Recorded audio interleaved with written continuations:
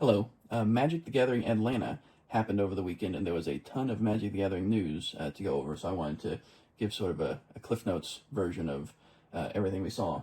There's going to be 7 full Magic the Gathering expansions released next year. 4 of them Universe Beyond, and then 3 in-universe Magic the Gathering sets. Starting in January, there's Lorwyn Eclipsed. Then in March, there's going to be a, as of yet, unannounced Universe Beyond crossover set that should be coming out in the next couple of weeks here, and speculation is that it might be Teenage Mutant Ninja Turtles.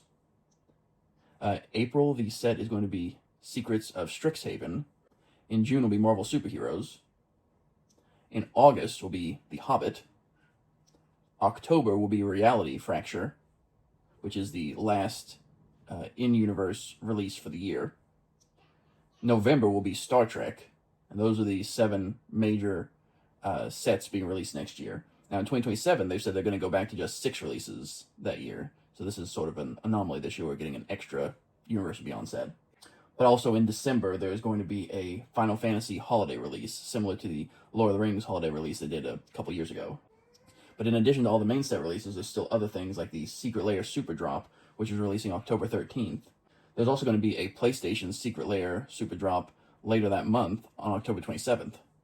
Some of the Lorwyn Eclipse cards have been revealed, including a series of legendary creatures that are double-faced, and you can pay mana to transform them, and then they have an effect whenever they transform, depending on which side they turn into. And I'm not a huge fan of this design. I think that it's a little too complicated. I like it when you can see all of the text on the front of the card. I felt that the Praetors from March of the Machines were doing a similar thing. They were just trying to fit too much text onto both sides of the card, and it just made it really overly complicated and a lot to remember. And I'm aware that these do a similar thing to where these Lorwyn Legends have 7+ lines of rules text on both sides of the card, and it's just very complicated. These sort of remind me of the Professors from Strixhaven, only instead of just choosing which side of the card you wanted to play, here you get both sides as long as you keep paying mana into it to transform it from one side to the other. Notably, Ashling is listed as a sorcerer and a wizard. It's not a shaman, which all previous iterations of it have been. And so I don't know if this was a conscious decision to shy away and not use the shaman creature type out of fear of sensitivity. And there have been a couple of Final Fantasy cards which were given the shaman creature type. So I'm not sure if it's one of those things that they're trying to phase out permanently or just use it really sparingly with other IPs or what, but we'll just have to see. We also see a callback to Bitter Blossom with Bitter Bloom Bearer. Nice alliteration there. This is also going to be the headliner for the set with a serialized version of the card by Rebecca Gay. Now, I will note that the Bitter Bloom Bearer makes 1/1 fairy tokens, whereas Bitter Blossom made fairy rogue tokens. So this new card will not have the same synergies with the old Prowl mechanic or other things that care about rogues. Mutable Explorer is fun. It's a great way to get land tokens into Magic, which is a relatively unexplored bit of card design. There have not been many cards which produce land tokens as of yet, so it is nice to see this being implemented a little bit more in card design. Figure of Fable is a nice callback to Figure of Destiny, and it's just fun to see this continue, and I love the art. It's very whimsical and fanciful. Ashling's Command is notably a return of the Kindred mechanic, which was previously known as the Tribal mechanic, but that was again changed for sensitivity reasons. But I don't think we'll see a ton of this. I wouldn't imagine. It might just be limited to this cycle of commands gets the Kindred super type, so we'll just have to see. We're also getting the 5 shock lands that were missing from Edge of Eternities printed in Lorwyn Eclipsed. They also have a special double-face treatment where you see the card art from Lorwyn on one side and then a reverse of the more sinister Shadowmoor art treatment for the same land on the reverse side. So, pretty cool. We're also getting a cycle of 10 elemental incarnations, and I really love the design space here. I love it how if you cast it as a creature, you can pay the required mana to get both sides of the effect, but if you invoke it, you have to choose which one of the 2 effects you want to pay mana into to get. The story for Lorwyn Eclipse says, in Lorwyn Eclipse, 4 Strixhaven students are setting out on the study abroad course of a lifetime, a journey to Lorwyn.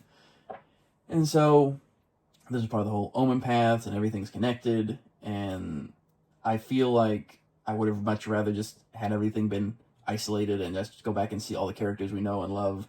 This kind of feels like when they did Brothers War and they had to shoehorn in, Teferi traveling back in time to see the past. We couldn't just have a set in the past. It all had to be part of some grander, overarching storyline. And I liked it when the Magic sets were sort of self-contained and they were their own things. But now everything's got to be connected in Omen paths, and so that's what the story for Lorwyn Eclipsed is. But so yeah, that's Lorwyn, and then in March, we're getting a new Universe Beyond set, which they've been pretty tight-lipped about. But again, all signs are pointing to it being Teenage Mutant Ninja Turtles. We'll see if that pans out or if it's something else. And then, after that, next month, the Secrets of Strixhaven releases in April. And so this will also show the return of Magic the Gathering books with the return of book promos. There will be a command tower that you'll be able to get in the young adult novel Omens of Chaos. And the Omens of Chaos novel will be about the first set of new students who come to Strixhaven via Omen Path. The synopsis we have for Secrets of Strixhaven says, "Our adventure-hungry cohorts from Lorwyn Eclipsed are hitting the books for a new academic adventure. This time they'll be taking a closer look at off-campus life as these brave students explore what lies beyond the walls of their colleges." So it sounds like we are getting a new series of characters that we will be following through multiple worlds. We'll have to see how this pans out. Marvel Superheroes is set to release in June, and with a name that generic, I was wondering what it was going to be about. I was kind of wondering why couldn't they name a specific crossover event to build the set around, but it seems like they wanted to just keep it as open-ended as possible, not tie themselves down to anything. I was looking and saw plenty of superheroes there, like Captain America, Iron Man, Black Panther, and Killmonger. So even though this is Marvel superheroes, there will, of course, expectedly be villains as well. This makes me wonder if we're not going to later get a Marvel super villain set, which will print a lot more of the villains and have just a few heroes sprinkled around there. We'll also have the Fantastic Four, Nick Fury, Heroes for Hire, and Squirrel Girl. So if you have all those Squirrel cards from Bloomborough, you may have a new commander for that. Notably, they will be using the comic versions of the characters as opposed to the TV shows and movies, so no worry about paying likenesses for all of the actors. Magic the Gathering Hobbit crossover is going to release in August. And so I would question if there was enough material in The Hobbit to make a full-fledged Magic set, but if Peter Jackson can turn it into a whole trilogy of movies, then anything's possible.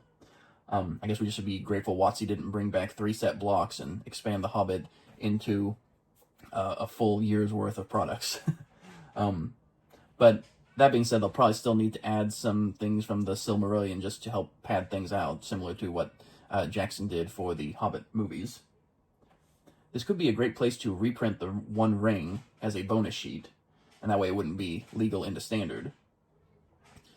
They could also do something really funny and have another serialized One of One Ring, just with a new art treatment in it. Although I guess if they wanted to lean more into The Hobbit, they could create a One of One serialized Arkenstone, but I don't know if anybody would really care about that the same way they care about the One Ring. So we'll see what happens there. Reality Fracture is a set being released in October, and it is the conclusion to the Metronome arc. This is the first I'm hearing that we were ever in a Metronome arc, so but this is the conclusion to it. That's kind of what happens when you split your sets between Universe Beyond and in-universe sets, is people tend to forget where you are or what the plot is. Mark Rose wanted to tease that there'll be a cool villain, a cool setting, a theme that players have been asking for a long time. Apparently it has a really innovative thing that they didn't think they could do, so we'll have to see what that thing is they didn't think they could do. Frankly, WotC's done a lot of things lately I didn't think they could do, so this will just be par for the course, I guess. Then in November is the Magic the Gathering Star Trek. Next year's Star Trek's 60th anniversary, so this set will be coming out right before that. And it's going to focus on the entire Star Trek franchise, from the original series to the Next Generation to even recent stuff like Strange New Worlds. I can't help but feel like this will be similar to Doctor Who, where the more classic iterations from the series will be more beloved and have more people clamoring for them, whereas the newer stuff just doesn't have the same fan base. I've seen people speculate if they've been able to secure the likeness rights for all of the Star Trek actors, or if they're going to have to employ some Henry Wu shenanigans to get around not showing an actor's face. They did the same thing with Slimed, aka Trickbind, in the Ghostbusters Secret Lair. But it's one thing to not secure the likeness for an actor in a bonus sheet or a Secret Lair drop. But Star Trek is going to be a draftable set. I cannot imagine that WotC would proceed with a Star Trek crossover if they couldn't use the likeness of every actor. That would be as crazy as getting the rights to Spider-Man without securing digital distribution. Now, that'd just be crazy. In December is going to be the Final Fantasy holiday release with a lot of different promo cards. And like the Lord of the Rings holiday release from a couple years ago, this will include several scene boxes with 6 unique cards, as well as bonus packs. And a new Chocobo bundle, which comes with 10 play boosters, a Chocobo life tracker, a promo Birds of Paradise card, and 10 Chocobo track foil lands, as well as 2 bonus cards. But that's it for the sets. The other thing is the big Secret Lair Super Drop, which for every $200 you spend, you get a Rainbow Foil Cryptic Command promo card. The new Secret Lair drops include a new artist series for Kieran Yanner, as well as a Secret Lair Jaws crossover. This does include a mechanically unique Jaws Relentless Predator card, but they've already said that a Universes Within version is lined up for it in a future set. It's also notably $10 more for both the foil and non-foil than the standard $30, $40 pricing. Worth noting, this does include reprints of some of my favorite red cards, Descent into Avernus, and Reckless Endeavor, which I've spoken about before in a previous video, as well as Sneak Attack. The shark from Jaws wasn't named Jaws, though. The book was named Jaws. Like, famously, the shark, the animatronic they used in the movie, was named Bruce, after Steven Spielberg's lawyer. I mean, became so famous that other sharks, for example, in Finding Nemo, the big shark is named Bruce as an homage to the shark from Jaws. So I don't know why they bothered calling the card Jaws as, like, that's its name. We also get a Secret Lair crossover with The Office, with Dwight's Destiny. I do find it kind of funny that we have Baral, Chief of Compliance, but we didn't want to pay for Steve Carell's likeness, so it's just a ethereal ghost king. One thing they're doing here is leaning into taking a character from a decidedly non-fantasy IP crossover and putting him in all these exaggerated high fantasy concepts and settings, and so it's fun. I think this is what Universe Beyond should be. It should be taking characters and putting them into Magic the Gathering settings, putting them into fantasy settings where they wouldn't normally exist, rather than have everything try to be so separate. We also have a few other ones here. Dreaming Darkly has a lot of playable cards for a Blink strategy. Even gives you Commander to build around. We have a couple of Secret Lair Iron Maiden crossover sets. One of album art, and then one that is Eddie Unchained. There's a Trick or Treat Secret Lair, which I'm not a fan of this art. I don't really care for it, but maybe somebody will like it. There's also going to be a Secret Lair crossover with Furby. 3 Furby sets. Hasbro owns the rights to Furby, so the crossover was inevitable, maybe. I do think it's funny that they leaned in with the creepy nature of Furbies. They've been used creepily before in the past. In the Mitchells versus the Machines, for example, Furbies were a sort of antagonist in that film. And so we see them back here, starting out as cute, adorable, and then getting a little more unsettling and sinister before finally going into full-fledged horror. Notably, this is the first reprint of Umbris, which I spoke about in a previous video. I also love how this isn't reskinned to be a long Furby or anything. This is just Umbris. This is Umbris.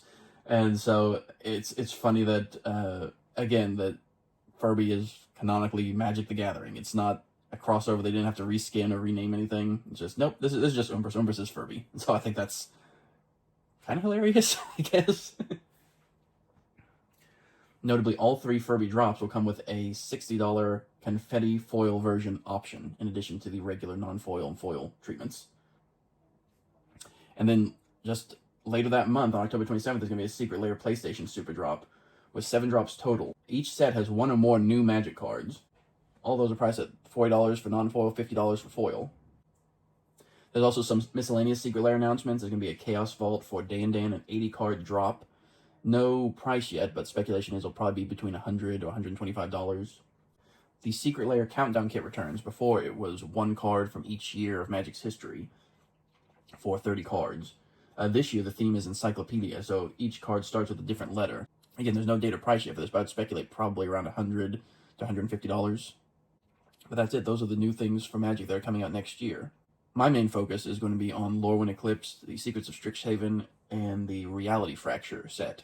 Because again, I just care about in-universe Magic more than the Universe of Beyond in general. If I'm going to pull any cards to go into my cube or my commander decks, it's going to be from those sets.